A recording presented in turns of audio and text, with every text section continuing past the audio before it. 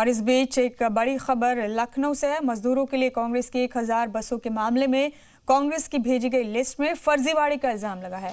कांग्रेस की लिस्ट में बसों के अलावा कई कारों के भी नंबर होने का इल्जाम है। इसके अलावा कई ऑटो और एम्बुलेंस के भी नंबर का इल्जाम लगाया गया इस लिस्ट में। तो 1000 बसों में 2 व्हीलर और 3 व्हीलर के भी नंबर होने का इल्जाम बीजेपी ने कांग्रेस पर लगाया। बड़ा अपडेट इस वक्त का आपको बता रहे हैं। कांग्रेस जनरल सेक्रेटरी प्रियंका गांधी ने यूपी हुकूमत से इजाजत मांगी थी कि कांग्रेस अपने खर्चे पर 1000 बसें चलाकर मजदूरों को उनके घर पहुंचाना चाहती है। और जब कांग्रेस से लिस्ट मांगी गई 1000 बसों की, तो जो नंबर उसमें शामिल थे उनमें एम्बुलेंस भी थी, कारें भी थी, 2 व्हीलर 4 व्हीलर सबके नंबर है। इसको लेकर बीजेपी ने कांग्रेस पर फर्जीवाड़े का इल्जाम लगाया।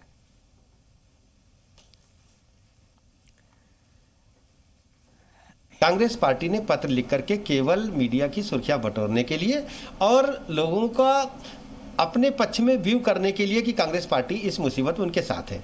लेकिन आप अच्छी तरह जानते हैं कि कांग्रेस पार्टी आज तीसरा दिन है कोई भी सूची दे नहीं सकी है। और मुझे तो पता चला है कि जो सूची कांग्रेस पार्टी ने दी है उसमें कई बसेज के नंबर जो थे वो ऑटो और 3 व्हीलर्स के निकले हैं। कांग्रेस पार्टी और प्रियंका वाड्रा कुछ नहीं, एक श्रमिकों की हालत को पॉलिटिसाइज करना चाहते हैं। क्या ये जिम्मेवारी प्रियंका गांधी और उनकी पार्टी की नहीं बनती कि ये बसें जब आप राजस्थान और पंजाब से ले रहे हैं तो वहीं पे आप उनको देते, अपने मुख्यमंत्री को देते, नहीं आप उत्तर प्रदेश भेजते। और उत्तर प्रदेश भी आपने जब भेजा तो आपने ट्विटर के माध्यम से शुरू करी। अगर हम 1000 बसों की अनुमति चाहते हैं तो सरकार अनुमति देने में देर क्यों कर रही है? कल सरकार ने सूची मांगी, कांग्रेस पार्टी ने तत्काल सूची उनको प्रोवाइड कराई। सरकार रात को 12 बजे यह कहती है क्या कि बसों को लाकर 9 बजे तक आप उसे लखनऊ में खड़ी कर दीजिए। क्या यह व्यवहारिक है? निश्चित रूप से सरकार जानबूझकर हीला हवाली कर रही है और मजदूरों के जीवनचर्या के साथ, मजदूरों के साथ अमानवीय व्यवहार करने का काम कर रही है। हमारे नुमाइंदे शुएब रजा हमारे साथ मौजूद हैं इसी खबर पर। शुएब, कांग्रेस ने इजाजत मांगी थी यूपी हुकूमत से 1000 बसों के जरिए मजदूरों को उनके घर पहुंचाने की लिस्ट मांगी गई कांग्रेस से। अब बीजेपी ने इस लिस्ट को लेकर फर्जीवाड़े का इल्जाम लगाया। बीजेपी का कहना है कि इस लिस्ट में 4 व्हीलर, 2 व्हीलर, एम्बुलेंस, कारों तक के नंबर हैं।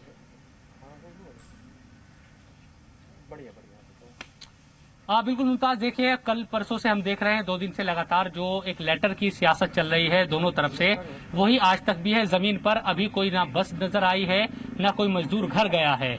और मैं साहिबाबाद जो बस डिपो है उस पर मौजूद हूँ इस वक्त। और यहाँ पर अगर देखें आपको पीछे तो सरकारी बस खूब नजर आएगी और मेरे साथ जो कांग्रेस के कार्यकर्ता है वो भी आपको नजर आएंगे। यहाँ जो जिले के जिलाध्यक्ष गाजियाबाद के वो भी यहाँ पर मौजूद है। लेकिन अभी तक कोई बस नहीं पहुंची है क्योंकि खबर यही है कि कांग्रेस ये कह रही है कि अभी भी यूपी और राजस्थान बॉर्डर पर बस खड़ी हुई है, उनको आने की इजाजत नहीं दी गई। तमाम तरह के दावे, लेकिन कांग्रेस के कार्यकर्ता बस डिपो पर पहुंचे हैं। ऐसा क्यों, इन्हीं से बात करते हैं। आपको कहा क्या गया है हाईकमान की तरफ से, क्या जानकारी आपको दी गई?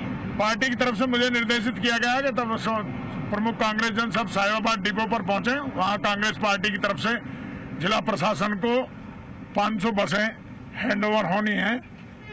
लेकिन दुर्भाग्य इस बात का है कि सरकार इसमें भी राजनीति कर रही है, जिसको श्रीमती प्रियंका गांधी जी ने पहले ही कहा था हम इसमें कोई राजनीति नहीं करना चाहते। जो बड़े बूढ़े बुजुर्ग और बच्चे प्रवासी है कहाँ, बसें कहाँ है, वो कब आएगी? हम भी इंतजार कर रहे हैं कौशाम्बी और साहिबाबाद बस डिपो पर, कब आएगी बसें? अगर बस नहीं आ रही होती तो हम लोगों को क्यों भेजा जाता है? कल तो हम नहीं आए, पहले तो नहीं आए जब तक परमिशन नहीं मिली। तो सरकार के ऊपर है। जब 1000 बसों के ड्राइवर, कंडक्टर्स और बसों के नंबर कल सूची रात जारी कर दी गई, तो अब सरकार की बात है वो किस जिले में कितना यूज करना चाहती है देखे। हम तो तैयार खड़े हैं देने के लिए।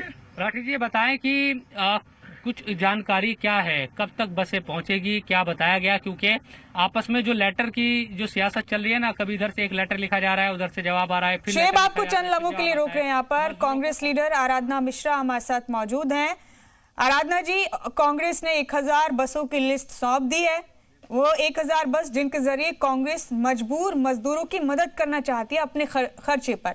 लेकिन बीजेपी ने इस लिस्ट को लेकर कांग्रेस पर, आप लोगों पर फर्जीवाड़े का इल्जाम लगाया। बीजेपी का कहना है कि इस लिस्ट में एम्बुलेंस का भी नंबर है, इसमें 2 व्हीलर का भी नंबर है, 4 व्हीलर्स का भी नंबर है, दीगर 4 व्हीलर्स का।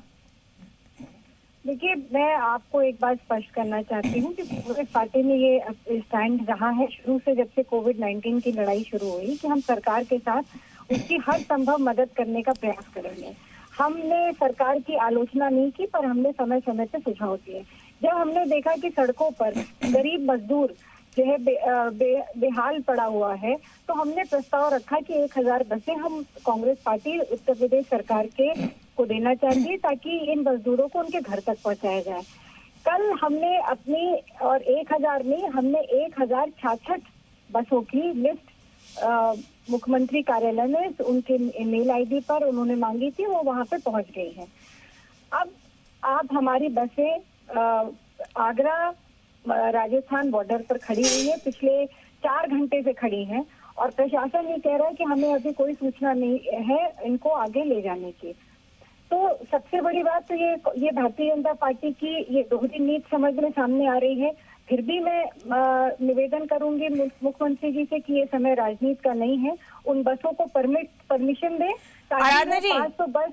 आराधना जी, ये एक अलग मसला है जो आप बता रही हैं, ये भी काबिल गौर है, लेकिन बीजेपी ने कहा है कि आपने जो लिस्ट दी है उसमें सारे नंबर बसों के नहीं है, दूसरी गाड़ियों के भी हैं।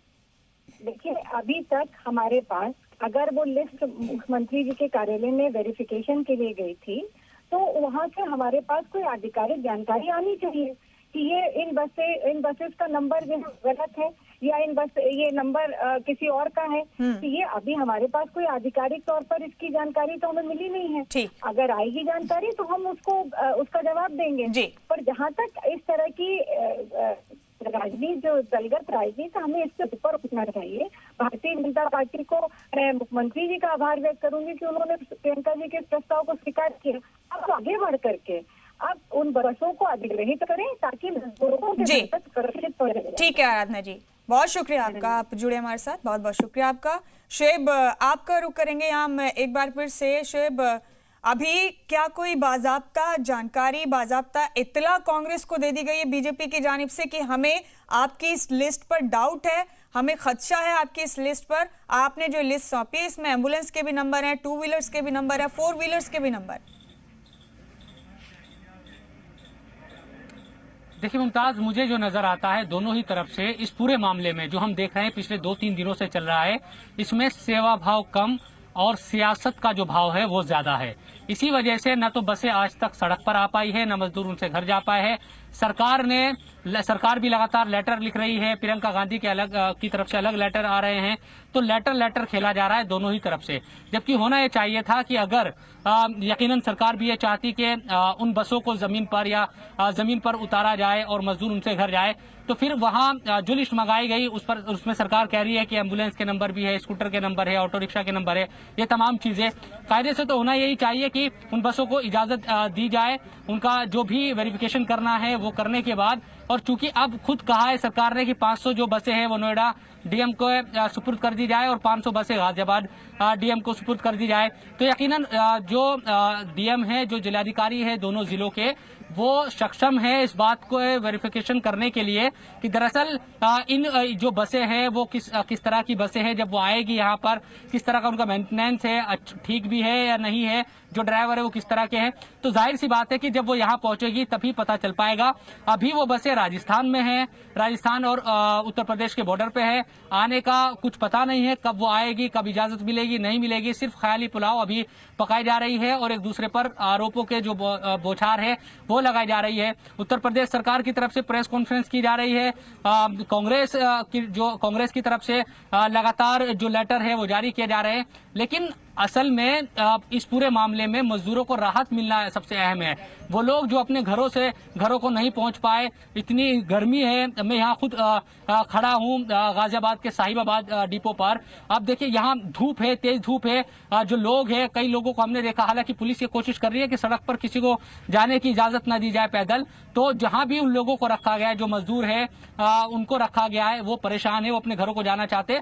होना ये चाहिए कि कोई भी हो, लेकिन सबसे पहला जो मकसद है कि उन लोगों को राहत मिले, जो मजदूर है, जो गरीब है, जो दर्द में है, तकलीफ में है, वो घर पहुंच जाए, चाहे वो राज्य सरकार की तरफ से हो या फिर कांग्रेस जो व्यवस्था कर रही है उसकी तरफ से। लेकिन इस पूरे मामले में बदकिस्मती, दुर्भाग्यपूर्ण ये इस घटना को इसलिए कहेंगे कि इस पे राजनीति ज्यादा हावी हो गई और जो सेवा भाव था वो कहीं पीछे ही रहता नजर आ रहा है। अब गलती किसकी है किसकी नहीं, ये आरोप प्रत्यारोप हो सकते हैं तमाम तरह के जो सियासी तौर पर लगाए जाते हैं, लेकिन कायदे से इस वक्त राजनीति नहीं करनी चाहिए थी दोनों ही तरफ से, बल्कि यही कोशिश होनी चाहिए थी सबसे अहम कि उन मजदूरों को राहत मिल जाती जो यहाँ से जाना चाहते हैं।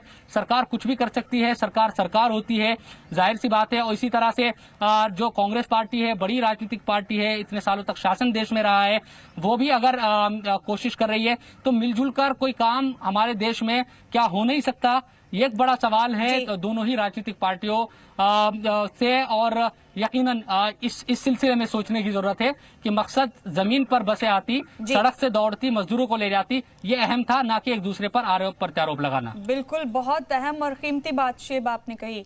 बहुत शुक्रिया आपका शुएब, आप जुड़े हमारे साथ इस खबर पर।